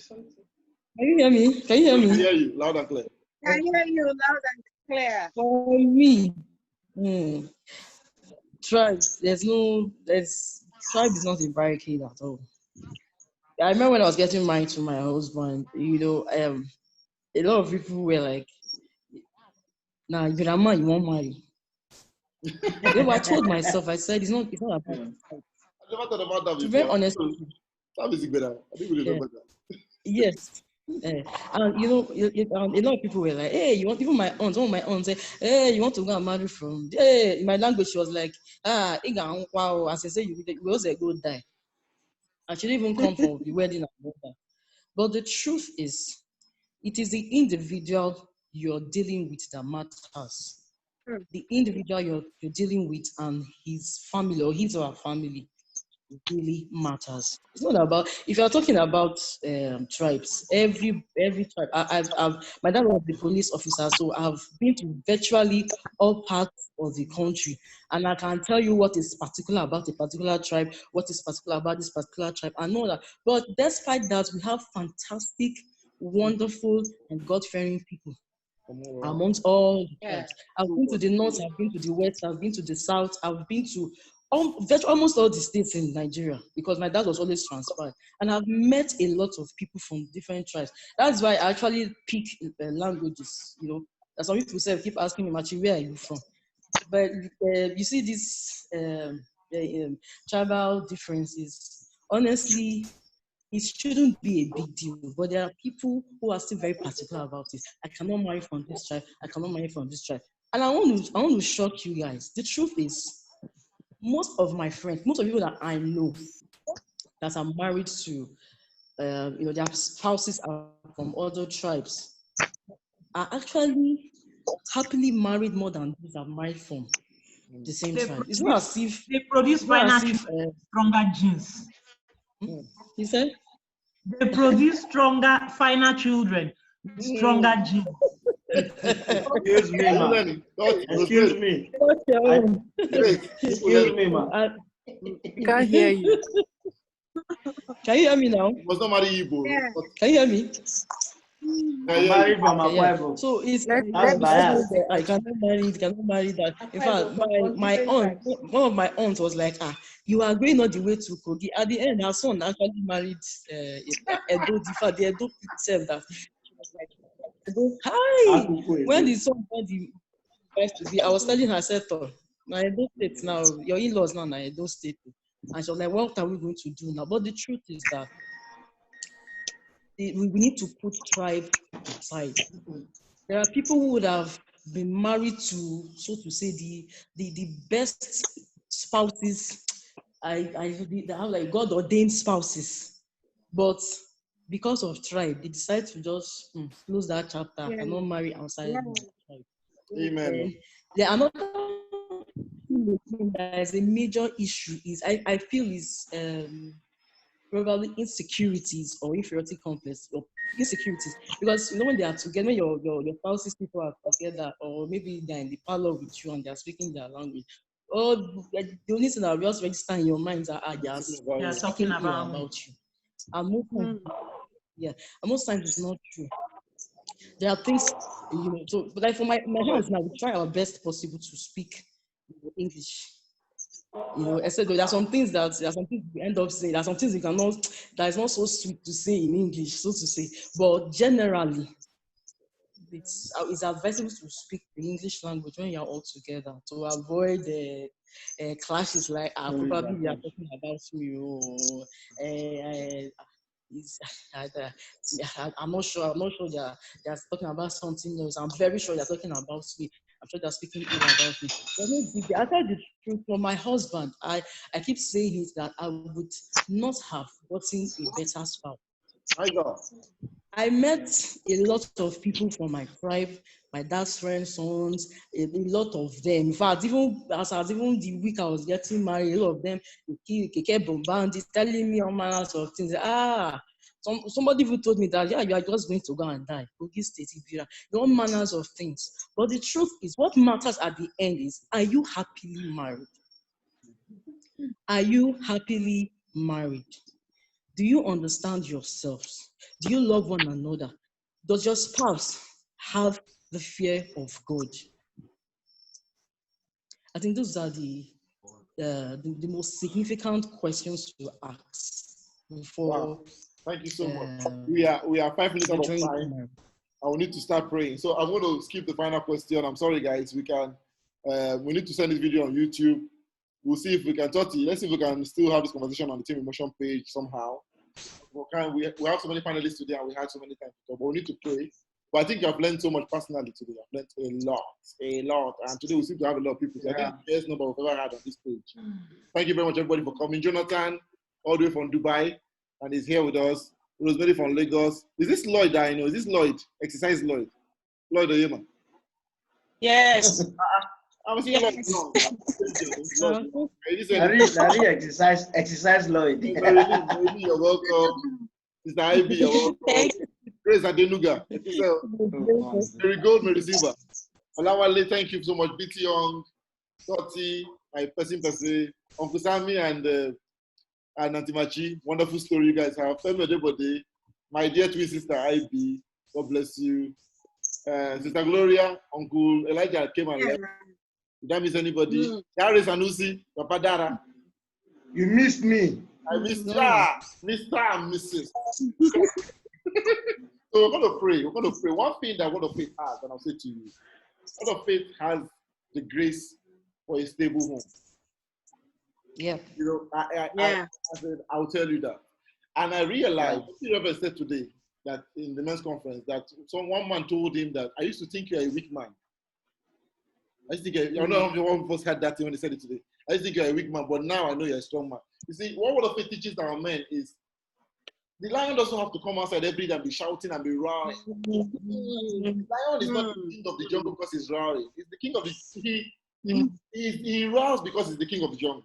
You can't say it's his kingship that makes him to roar, not the roar that makes him the king. So when you see a man jumping in my house, we have a principle. Don't shout. If we have misunderstanding, let's talk it. What? No need. No deaf and dumb person here. Let us talk it out. Because you have sense. I have sense. Without me, you would have been successful. Without you, I would have been successful. But we married, so we just act like successes. And let our children learn how to be. Yeah. Our children, my father died when I was 18, no, 19. I never saw my father in my life. I'm sure even Nubua, I've seen my wife kiss more than, in fact, now they don't move behind anymore. They just keep watching what they're watching. Before they were doing, now they're watching what you're doing. Let them know that there's love, and this is not acting, this is reality, because that is the grace upon the house. And I believe that the Bible says that how good and how pleasant it is for brethren to go together is like an ointment poured forth upon the head, upon Reverend Kola and Reverend Funke, and it's running down the best being Pastor Wole and Pastor Remy and Pastor Bayo and Pastor Bisi and Pastor Brown and Pastor Victor. Which is the apostles, Apostle Femi, Apostle Desmond, Apostle Kuba. It now goes to even to the feet. Everybody, so everybody in the house will enjoy it, no matter your level of ministry. Yeah. You're married, you enjoy it. You're about to be married. Tie into the spirit of the house. First of all, you will get the right person. And second of all, the adventure will be sweet. When you think about the quarrels you had, you will laugh over it. When we quarreled about toothpaste, the major quarrel in my house, me and my wife, is toilet seat. Raise it up, bring it down. Don't raise it up, don't bring it down. You quarrel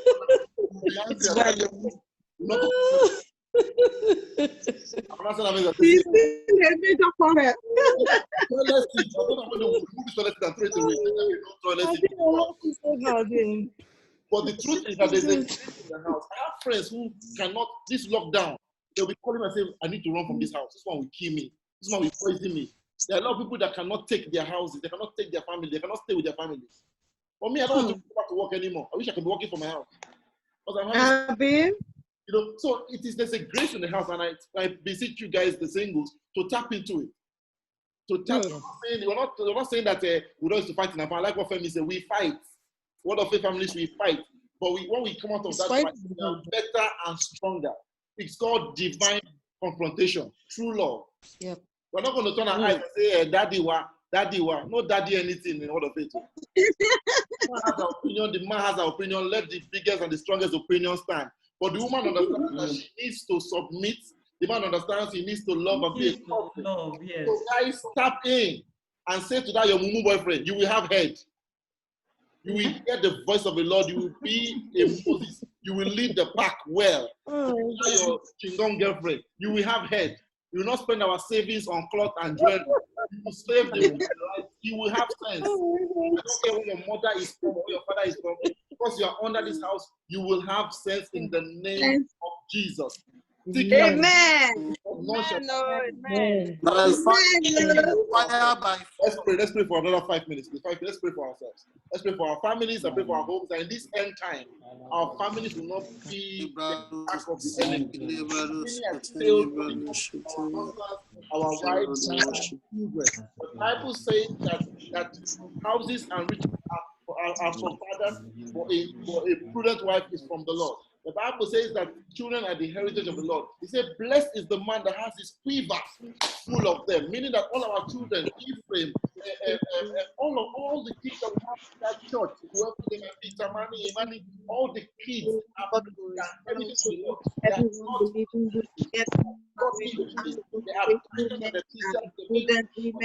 in the name of Jesus, Jeremy, all of them, they are blessed. They are rising in the name of Jesus. We look at our husbands and our wives and Lord of God, manos que andan de para manos que andan de tomorrow the wife is driving. When the husband is to the wife, when the wife has to the husband, they support each other. They support each other. Men and And my wife was women one of the married was birthday. And she called me and she was praying and saying, when you married an Igala girl, I wouldn't believe in my life that she would be the daughter I never had. people forgive one another. Out of the abundance of the relationship they have with you, feel right in the name of Jesus. The people who go on to pray, who love the way of God, because you are the best of you in the name of Jesus. God, we ask because you have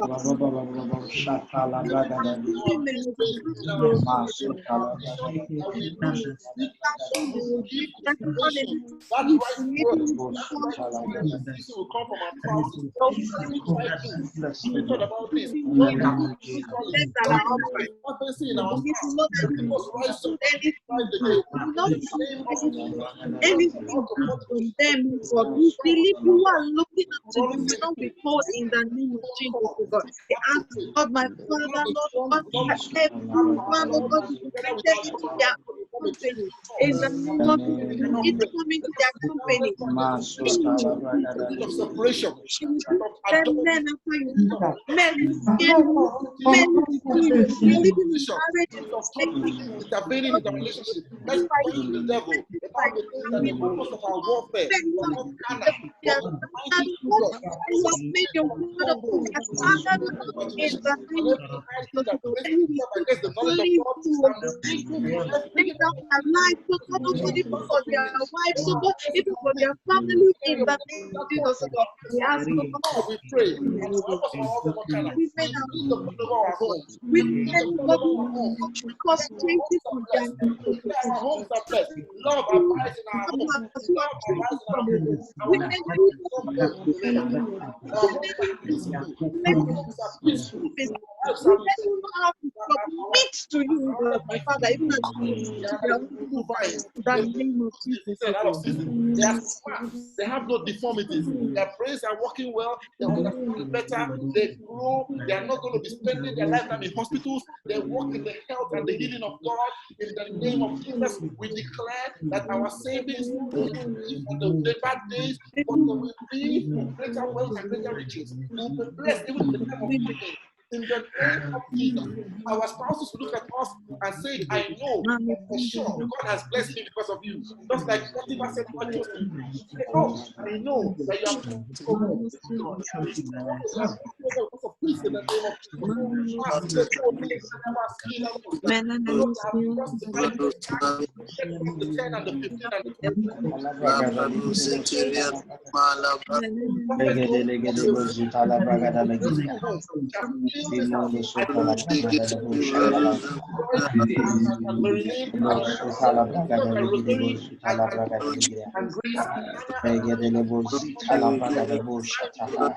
I say at the right time, you find the right person. When you find the right person,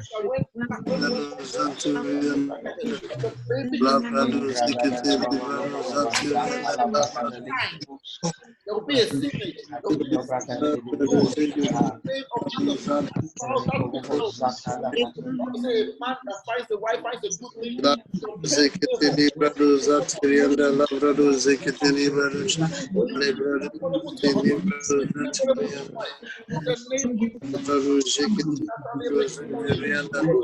Lay down their lives. You have a sweet home. And you'll be every point time of your life.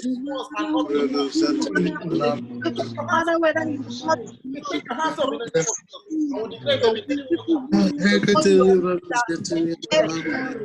the name of Blessed be your name.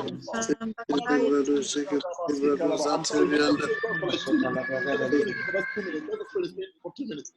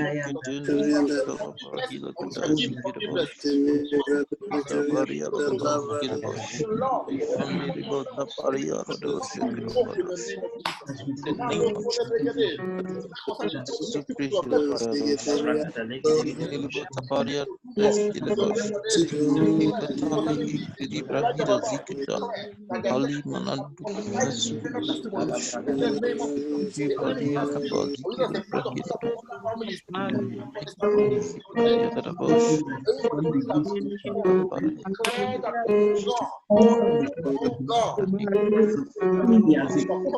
Father, I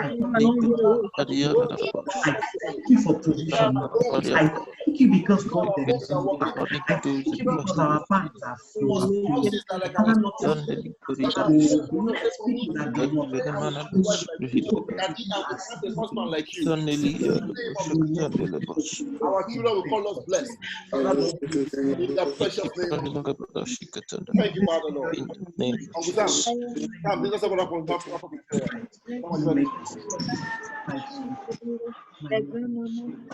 In Jesus' name. Amen. Amen. Divine Master, we thank you for today. We thank you for the deliberations, the discussion we've had. Father, you hear our heart desires and our cry this evening. Father, Lord, we commit every family represented here and everyone, oh God. Father, Lord, we ask that your will be done in our lives in Jesus' name. And Father, we thank you for the testimonies we've heard from every quarter. We thank you, oh God, for the love. Thank you for the strength for every family. Father, that asks for your divine protection. We plead Psalm 91 over every representative in this forum in the mighty name of Jesus. So we thank you, oh God, because what the enemy meant for evil, it has been turned for good. And Father, we thank you for everything that we've done, oh God. We ask, oh God, even as many that will be streaming it on YouTube, we ask, oh God, they are going to be impacted in the mighty name of Jesus. Father, we pray for every home, we pray for everyone, oh God, in any relationship. Father, we ask, oh God, that same grace upon Reverend Mother shall flow through every member of this fountain of ministry in the mighty name of Jesus. And Father, we thank you for the host, thank you for the discussant, thank you for the participant, oh God. We thank you for everyone. We give you all the praise. And Father, we thank you, oh God, for your divine protection, your divine promotion, your divine preservation over our lives. And Father, we thank you because we know that you are able to do exceedingly abundantly above all we could ever ask or think. Father, we commit our endeavors to your hands. We ask that you breathe upon our activities in the mighty name of Jesus. As people are saying there's a casting down, we will say there's a lifting up, for in Jesus' precious name of we have Jesus. prayed. Amen. Can we share the grace and fellowship?